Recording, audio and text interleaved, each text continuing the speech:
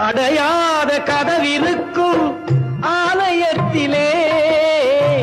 அன்னையைப் போல் அன்பிருக்கும் அவனிடத்திலே மகளே உன் மனக்குறையை அவனிடம் கூறு கருணைக்குத்தான் கடவுள் என்று மற்றொரு பேரு